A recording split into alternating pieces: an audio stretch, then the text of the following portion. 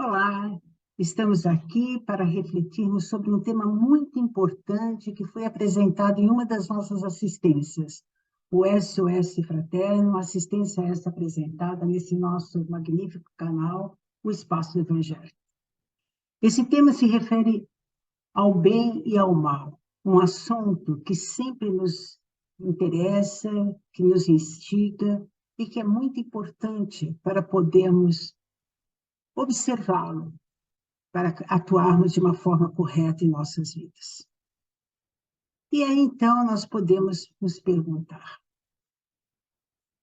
o que é o bem e o que é o mal? Segundo a doutrina espírita, bem é tudo aquilo que está de acordo com as leis divinas. Em contrapartida, mal é aquilo que se afasta dessas mesmas leis. Logo, fazer o bem é proceder de acordo com as leis de Deus, e fazer o mal é infligi-las. Mas será que o mal existe? Sim, o mal existe. E o mal existe em quantidades muito grandes, às vezes exacerbadas. O mal também existe de diversas maneiras, mas existem dois tipos de males: aqueles que independem da vontade do homem e aquele que o homem pode evitar. Os males que independem da vontade humana são as catástrofes, as intempéries da natureza, os tsunamis, os flagelos, todos esses males que para nós consideramos destruidores, desgraças, coisas más, mas que na realidade não passam de benefícios para a nossa vida, porque todos eles fazem parte dos desígnios de Deus para a evolução da humanidade. São esses acontecimentos que impelem o homem a desenvolver a sua inteligência e as faculdades necessárias para o seu aprimoramento. Sem esses imprevistos, o espírito se entorpeceria na inatividade, não inventaria nada, não descobriria nada, uma vez que nós sabemos que a dor é o aguilhão que empurra o homem para a frente e para o progresso.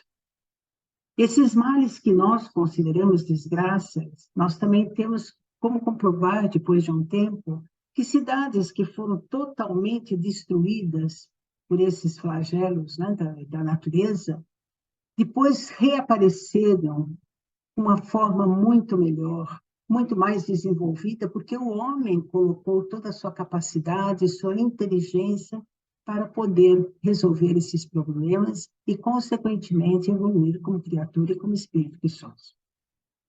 Mas, apesar disso, os males mais numerosos, né, em contrapartida, todos esses males que nós consideramos muito graves, os piores males são aqueles que o homem poderia evitar, mas que não evita.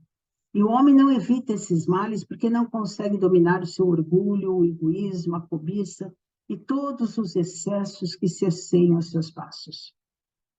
Se o homem pautasse a sua vida observando as leis divinas, com certeza viveria sobre a terra muito feliz, evitando todos os males e todos os infortúnios das suas vidas.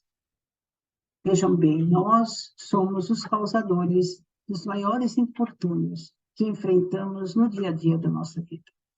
Mas apesar da nossa displicência, da nossa não observância das leis divinas, Deus, em sua bondade infinita, coloca o remédio ao lado do mal, de tal forma que o próprio mal faz surgir o bem.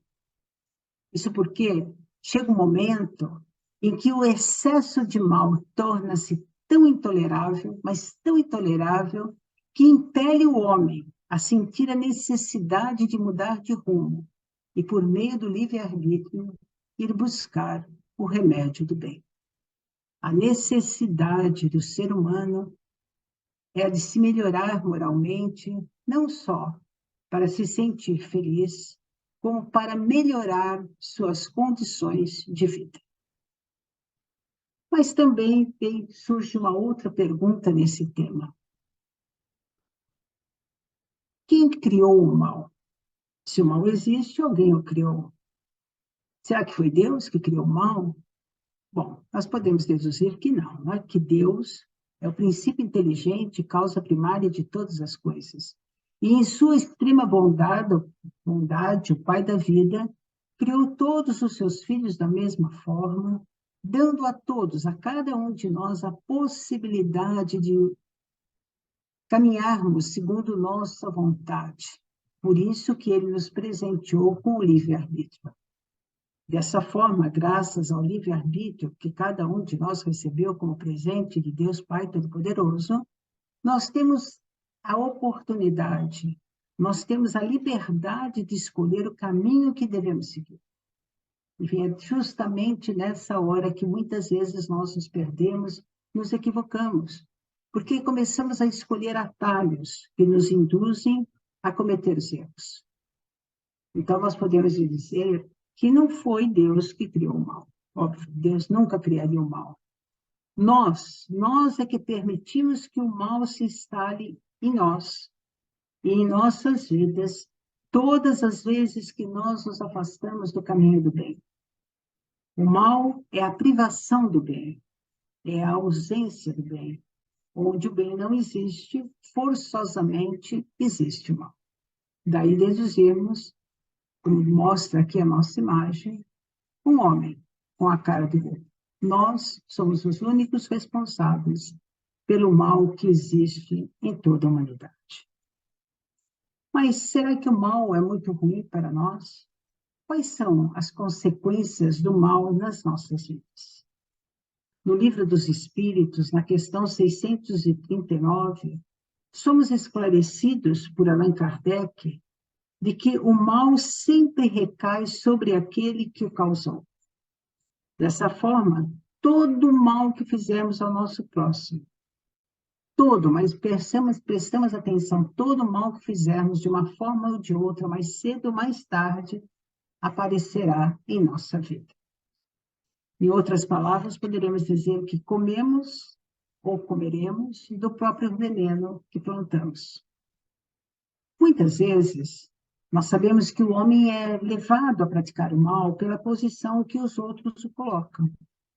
E aí, então, fica também uma pergunta. Esse homem, essa criatura que foi levada a praticar o mal por intermédio de uma situação em que foi colocado, ele responderá pelo mal que cometeu? Sim, responderá. Talvez não tanto, com tanto peso quanto aquele que cometeu, que foi o causador do mal. Mas ele responderá, sim, pela parte que lhe cabe, a parcela que lhe cabe nesse mal que foi realizado.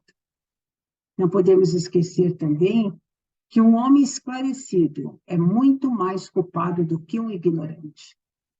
Está ali Jesus nos falando que a quem muito foi dado, muito será cobrado.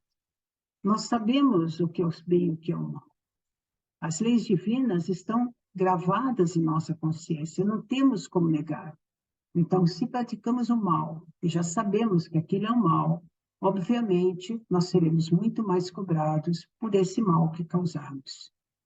Em contrapartida, podemos ter a mais absoluta certeza que, aos olhos de Deus, é uma virtude muito grande quando voluntariamente nós resistimos à prática do mal. Porque, como já sabemos, não basta simplesmente não fazer o mal, é preciso fazer o bem. Mas ainda somos criaturas imperfeitas, muito imperfeitas. E quantas vezes desejamos, sim, graças ao nosso orgulho, à nossa vaidade ferida, a praticar o mal, a ferir, a machucar ou a prejudicar alguém. Mas se nós nos contermos nesse nosso ímpeto, isto será muito bom para cada um de nós. Como dissemos agora há pouco, aos olhos de Deus, é uma grande virtude quando nós conseguimos vencer os nossos próprios defeitos, as nossas próprias mazelas. O apóstolo Paulo, na carta aos Romanos, no capítulo 7, no versículo 19, ele nos diz: o mal que ainda habita em mim.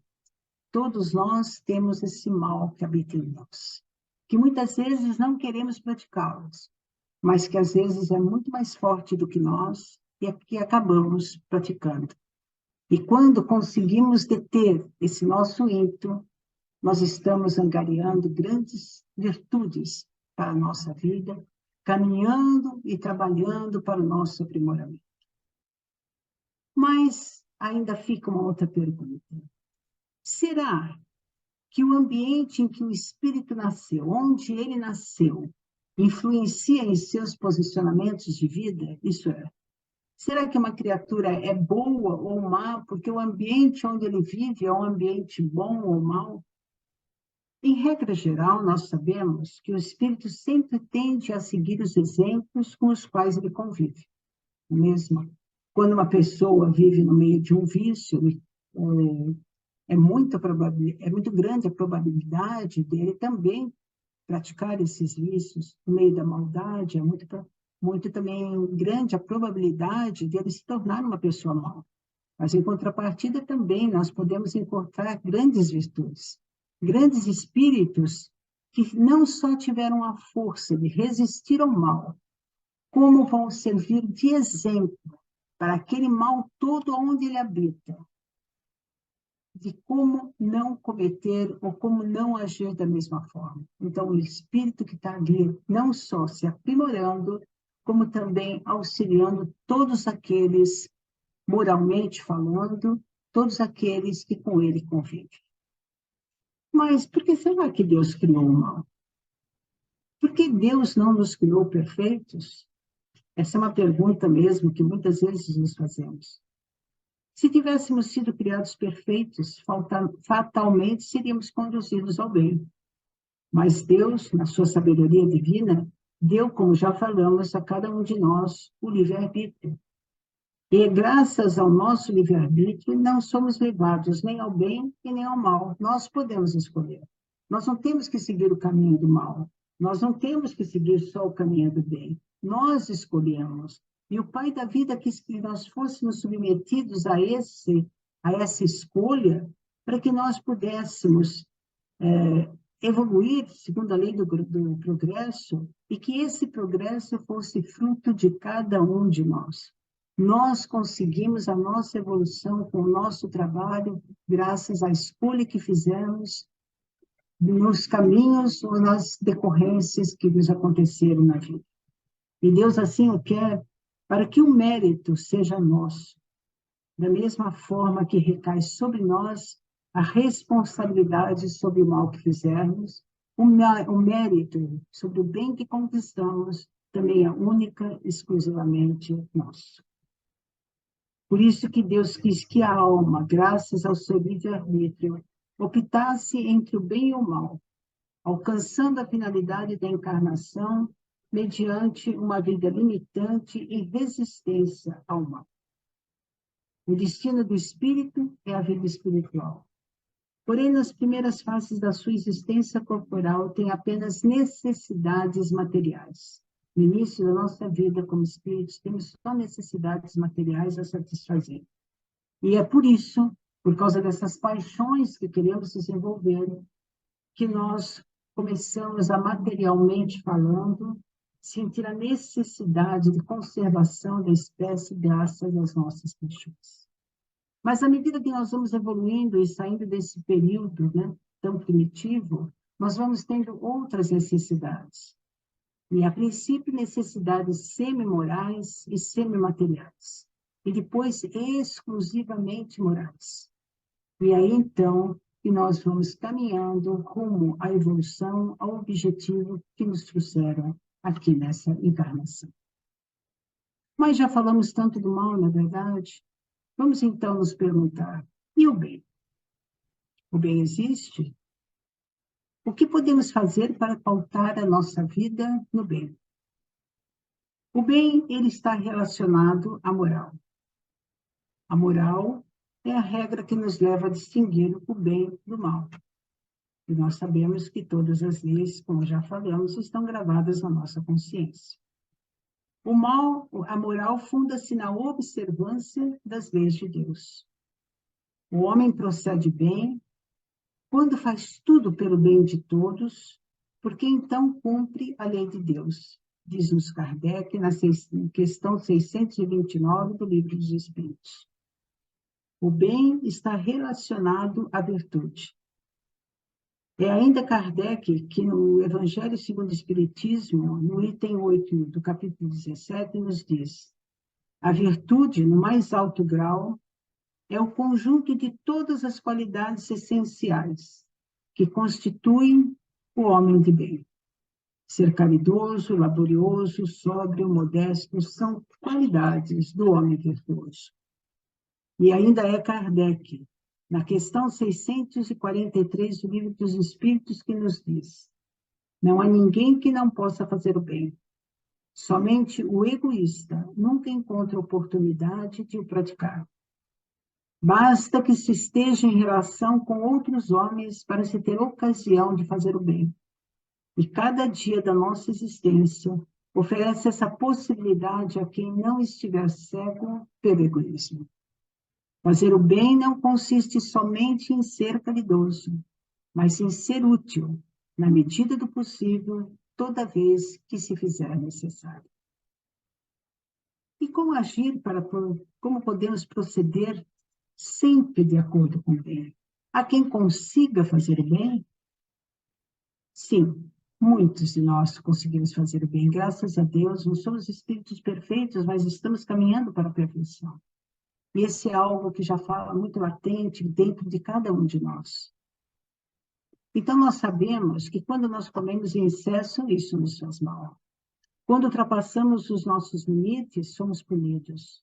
A lei natural da vida, ela traça para o homem o limite das suas necessidades. E quando o homem ultrapassa esse limite, ele é punido pelo sofrimento. Se o homem sempre escutar a voz interior, a voz da sua consciência, sempre se consultar e ouvir a voz que lhe diz basta, ele evitaria a maior parte dos males que ocorrem em suas vidas. E os males das quais ele sempre acusou a natureza ou os outros seres humanos. Então, sim, todos nós podemos fazer o bem e podemos viver o bem. Basta querermos, basta nos comprometermos a fazer esse bem. Como proceder de acordo com o bem? E ainda Kardec, que nos responde essa pergunta no Livro dos Espíritos, na pergunta de número 631. Jesus nos disse: vede o que gostariam que vos fizessem ou não vos fizessem. Tudo isso se resume nisso.